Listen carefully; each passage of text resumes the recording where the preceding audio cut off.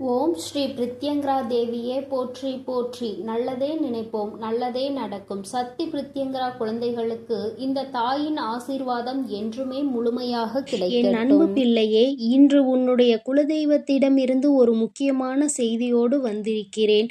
அவர் உன்னுடைய வாழ்க்கை சம்பந்தமான ஒரு செய்தியினை தான் கொண்டு வந்திருக்கிறார். என் தங்கமே, என் மூலமாக அதனை உனக்கு தெரிவிக்க வேண்டும் என்று அவர்கள் ஆசைப்படுகின்றார்கள். ஏனென்றால் இந்த வராகியாகிய என்னுடைய ஆசீர்வாதங்களும் என்னுடைய உதவியும் சேர்ந்து உனக்கு கிடைக்க வேண்டும் என்று அவர்கள் நினைக்கின்றார்கள். அதனால்தான் என் மூலமாக உனக்கு அதனை தெரிவிக்க நினைக்கின்றார்கள். என் குழந்தையே, உன்னுடைய வாழ்க்கை இன்றிருக்கின்ற சூழ்நிலையை பார்த்து அவர்கள் மிகுந்த மனவேதனை அடைகின்றார்கள். ஏனென்றால் தேவையில்லாத அர்த்தமில்லாத கோபங்களினால் உன்னுடைய வாழ்க்கை இன்று தலைகீழாக மாறி கிடக்கின்றது. உன்னுடைய உண்மையான அன்பினை ஏற்றுக்கொள்ள முடியாமல், அதற்கு மதிப்பு கொடுக்காமல், தேவையில்லாத கோபதாபங்களால் உன்னை பிரிந்து உன்னுடைய உறவுகள் இருந்து கொண்டிருக்கிறது. என் தங்கமே, உன்னுடைய குலதெய்வம் இவற்றையெல்லாம் பார்த்து கொண்டுதான் இருக்கிறது. அவர்களுக்கு தெரியும் அல்லவா யார் மீது தவறு இருக்கின்றது, யார் மீது தவறு இல்லை என்று. என் தங்கமே, உன் மீது தவறு இல்லை என்பதை அவர்கள் நன்றாக புரிந்து கொண்டுதான் இப்பொழுது உன்னோடு பேச, உனக்கு நல்ல வாக்கு கொடுக்க, உன் மனதிற்கு நல்ல ஆறுதல் கொடுக்க வந்திருக்கின்றார்கள். உன்னுடைய மனதில் இருக்கின்ற வேதனைகளை அவர்களை விட வேறு யாராலும் உணர்ந்து கொள்ள முடியாது. உன்னுடைய குலத்தினை காக்கின்ற தெய்வம் இன்று நீ உன்னுடைய குலத்தோடு ஒன்றுபட்டு இல்லாமல் பிரிவினையில் இருப்பதைக் கண்டு அவர்கள் சிறிது மனவேதனையில் இருந்து கொண்டுதான் இருக்கின்றார்கள். ஆனாலும் உன் மீது தவறு இல்லை, உன்னை சுற்றி இருப்பவர்கள் மீதுதான் தவறு இருக்கின்றது. நயவஞ்சகத்தால் உன்னை வீழ்த்த நினைத்தவர்களை தான் நீ விட்டு பிரிந்திருக்கிறாய் என்பதும் அவர்களுக்கு நன்றாக தெரியும். அதனால்தான் அந்த நயவஞ்சகர்களை விட்டுவிட்டு உன்னிடம் பேசுவதற்காக ஆசைப்படுகின்றார்கள். என் குழந்தையே, அவர்கள் சொன்னதை நான் உன்னிடம் சொல்கிறேன், கேள். என் பிள்ளையே, நீ உன்னுடைய வாழ்க்கையை நல்லபடியாக இந்த தாய் நான் உன்னுடைய குலதெய்வம் அமைத்து கொடுத்தபடி தான் வாழ வேண்டும் என்று ஆசைப்படுகின்றாய். ஆனால் உன்னை சுற்றி இருப்பவர்கள் உன்னை வாழ விடாமல் தடை செய்து கொண்டிருக்கின்றார்கள். நீ என்ன செய்தாலும் உனக்கு இடைஞ்சல்கள் தான் கொடுத்து கொண்டிருக்கின்றார்கள். அவர்கள் என்னை தான் வணங்குகிறார்கள். நான் அவர்களுக்கு நல்ல புத்தியை தான் கொடுத்தேன். ஆனால் அவர்கள் தீய வழியை தான் நாடி செல்கிறார்கள். நான் எத்தனையோ முறை அவர்களை நல்வழிப்படுத்துவதற்கு பல வாய்ப்புகளை ஏற்படுத்தி கொடுத்து பார்த்தேன். ஆனாலும் அந்த வாய்ப்புகளை அவர்கள் சரியாக பயன்படுத்தி கொள்ளவில்லை. நீ என்ன சொல்வது, நான் என்ன கேட்பது என்பது போல நடந்து கொண்டிருக்கின்றார்கள். என் தங்கமே, உன்னுடைய குலதெய்வம் எனக்கே அவர்கள் இத்தனை மரியாதை தான் வைத்திருக்கிறார்கள் என்றால் உன்னை அவர்கள் எந்த அளவிற்கு நடத்துவார்கள் என்று எனக்கு புரிந்து கொள்ள முடிகிறது. அவர்களினுடைய மனநிலை, அவர்களினுடைய போக்கு எதுவும் உன் தாயானவள் எனக்கு பிடிக்கவில்லை. நான் அவர்களுக்கு கொடுத்த வாய்ப்பினை அவர்கள் தவற விட்டு விட்டார்கள். இனிமேல் நான் உன் குலத்தை காக்கின்ற தெய்வமான அவர்களுக்கான தண்டனையை நான் கொடுக்க வேண்டியதாக இருக்கின்றது. நான் சில தண்டனைகளை மறைமுகமாக கொடுத்து பார்த்தேன். ஆனால் அந்த தண்டனையை அவர்கள் கொஞ்சம் கூட மதிக்கவும் இல்லை. அந்த தவறுகளை திரும்ப திரும்ப செய்து கொண்டேதான் இருக்கின்றார்கள். அவர்கள் என்னவோ அவர்களுக்கு நடந்ததெல்லாம் ஒரு பெரிய விஷயமாக தெரியாதது போல நடந்து கொண்டு திரிகின்றார்கள். என் தங்கமே, நீ வேதனைப்படாதே. உன்னை சுற்றி உன்னை காயப்படுத்துபவர்களுக்கானது இனிமேல் அவர்கள் கைகளில் வந்து சேரும். நீ நன்றாக இருக்க மாட்டாய் என்று சொன்ன வாய் அவர்களே அழிக்கப் போகின்றார்கள். என் தங்கமே, நீ நினைக்கலாம், நம் குலதெய்வம் அவர்களுக்கு இது போன்ற வழிகளை செய்யக்கூடாது, அவர்களுக்கு இது போன்ற காயத்தினை ஏற்படுத்தக்கூடாது என்று நீ நினைக்கின்றாய். ஏனென்றால் உன்னுடைய மனது அத்தகைய நல்ல மனதல்லவா? எல்லோருக்குமே நல்லதை மட்டுமே செய்ய வேண்டும் என்று நினைத்தாய் அல்லவா? நீ நினைத்ததன் பலன்தான் இன்று அனுபவித்து கொண்டிருக்கிறாய். ஆனால் நீ நினைத்தது யாருக்காக என்பதை ஒரு முறை சிந்தித்திருக்க வேண்டும். நயவஞ்சக வஞ்சக கூட்டம், சூழ்ச்சிகளினால் மற்றவர்களை வீழ்த்திவிடலாம் என்று நினைக்கின்ற கூட்டம். எத்தனை கஷ்டங்கள், எத்தனை சோதனைகளை கொடுத்தாலும் அதிலும் திருந்தாத கூட்டம். அவர்களுக்காக அல்லவா நீ உதவிகளை செய்ய நினைக்கின்றாய்?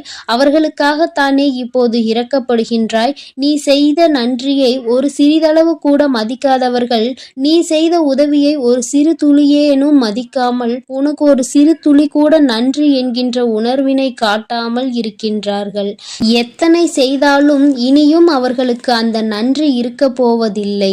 எதிர்பார்ப்பதும் தவறான விஷயம். ஏனென்றால் அவர்களுக்கு மனித குணம் என்பது இல்லாமல் போய்விட்டது. அவர்கள் தீய சக்தியின் பிடியில் இருந்து கொண்டிருக்கின்றார்கள். அதனால் அவர்களை தீய சக்தியின் பிடியில் இருந்து மீட்டெடுப்பதோடு மட்டுமல்லாமல் நல்ல பாடத்தினை புகட்ட வேண்டுவது உன்னுடைய குலதெய்வத்தினுடைய கடமையாக இருக்கின்றது. என் தங்கமே, நீ வேதனைப்படாதே. உன் வாழ்க்கை சில சமயங்களில் உனக்கு பிரச்சனைகளை தரும் பொழுதெல்லாம் நீ நினைக்கின்றாய், அவர்கள் விட்ட சாபமாக இருக்குமோ, நம்மை சுற்றி சுற்றி நமக்கு செய்ய நினைத்த தீய வினைகளாக இருக்கும் என்று. என் தங்கமே, நிச்சயமாக அவர்களின் சாபங்களோ அவர்கள் தீய வினைகளும் ஒருபோதும் உன் வாழ்க்கையில் பலிக்காது. இதுவரை பலிக்கவும் இல்லை. உன்னுடைய வாழ்க்கையில் நடந்து கொண்டிருக்கின்ற பிரச்சனைகளுக்கு உன்னோடு இருப்பவர்களே காரணமாக இருக்கின்றார்கள். அர்த்தமற்ற கோபங்கள், தேவையில்லாமல் மற்றவர்களின் பேச்சை கேட்பது, இது போன்ற செயல்களால் உன்னுடைய உண்மையான அன்பினை வெறுத்து ஒதுக்கி இப்பொழுது வாழ வழியில்லாமல் தவித்து நின்று கொண்டிருக்கிறார்கள். உன்னை பிரிந்தவர்கள் நன்றாக இருக்கின்றார்கள் என்று நீ ஒருபோதும் எண்ணி விடாதே. நான் என் குழந்தையை வேதனைப்படுத்தியவர்களுக்கு நிச்சயமாக சந்தோஷத்தினை ஒருபோதும் வழங்கிவிட மாட்டேன். அது எத்தனை பெரிய தவறு என்பதை அவர்கள் நிச்சயமாக உணரும் வரை இந்த தாயானவள் அவர்களுக்கு பாடத்தினை புகட்டி கொண்டுதான் இருப்பேன். என் குழந்தையே, உன்னுடைய குலதெய்வமான நான் இனிமேல் உன் வாழ்க்கையில் நடக்கின்ற பல நல்ல நிகழ்வுகளுக்கு பொறுப்பெடுத்துக் கொள்கிறேன்.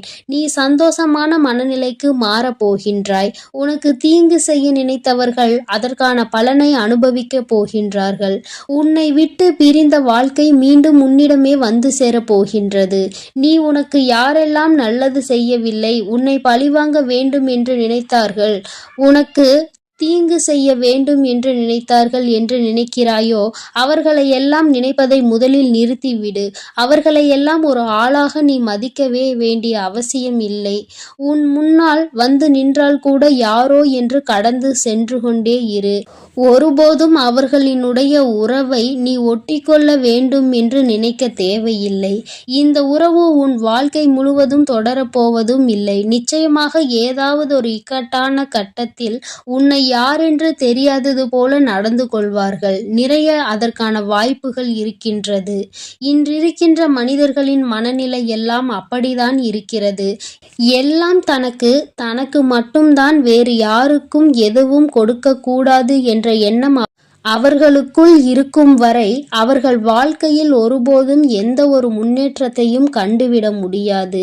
என் குழந்தைகளை நான் என்னுடைய குடும்பம் ஒற்றுமையாக இருக்க வேண்டும் என்றுதான் ஆசைப்பட்டேன். ஆனால் அதில் இது போன்ற நயவஞ்சகர்கள் இருக்கும் பொழுது நானே ஒற்றுமையாக இருப்பதே எப்படி என்று யோசிக்க ஆரம்பித்து விட்டேன். இது போன்ற நயவஞ்சகர்களின் பிடியில் என்னுடைய குழந்தை சிக்காமல் இருப்பதே நல்லது என்பதை உணர்ந்து கொண்டேன். எனக்கு என்ன கஷ்டம் வந்தாலும் என்னுடைய குலதெய்வம் என்னை கைவிடாது, என்னை நிச்சயமாக காப்பாற்றும் என்று நீ நல்ல எண்ணத்தோடு நினைக்கின்றாய் அல்லவா? நிச்சயமாக உன்னை ஒருபோதும் நான் கைவிட மாட்டேன். அதே சமயத்தில் உன் குடும்பத்திலேயே இருப்பவரே அவருக்கு நல்லது செய்வேன் என்று நினைத்து கொண்டு அவர் மனதில் எந்த ஒரு நல்ல எண்ணங்களும் இல்லாமல், நேர்மை என்பது துளி கூட இல்லாமல் செயல்களை செய்து கொண்டு இருக்கும் பொழுது ஒருபோதும் என்னுடைய ஆசிகள் அவர்களுக்கு கிடைக்காது. என் தங்கமே, உன்னுடைய குலதெய்வத்தினை வாக்கினை கேட்டாய் அல்லவா? ஒருபோதும் உனக்கு நயவஞ்சகத்தை செய்பவர்கள், உனக்கு துரோகத்தை செய்ய நினைப்பவர்களுக்கு அவர்கள் ஒருபோதும் துணை போகவும் மாட்டார்கள். அவர்களுக்கு எந்த ஒரு நல்ல விஷயங்களையும் செய்து கொடுக்கவும் மாட்டார்கள். உன்னுடைய உண்மையான பக்திக்கு நிச்சயமாக அவர்கள் நல்ல பலனை கொடுப்பார்கள். அதனால் நீ துரோகிகளை நினைத்து வருத்தப்படாதே, அவர்களை நினைத்து வேதனைப்படாதே. என்ன வேண்டுமானாலும் அவர்கள் செய்துவிட்டு போகட்டும். உன்னுடைய குலதெய்வத்தோடு இந்த வராகியும் உனக்காக எப்பொழுதும் நிற்கும் பொழுது நீ எதற்காகவும் வருந்தக்கூடாது. அவரவர் செய்கின்ற காரியங்களுக்கான பலனை நிச்சயமாக அவரவர்களே அனுபவிப்பார்கள். அவை எல்லாம் இனி உன் கண்முன்னே நிகழும் என்பதில் எந்த ஒரு மாற்று கருத்தும் கிடையாது.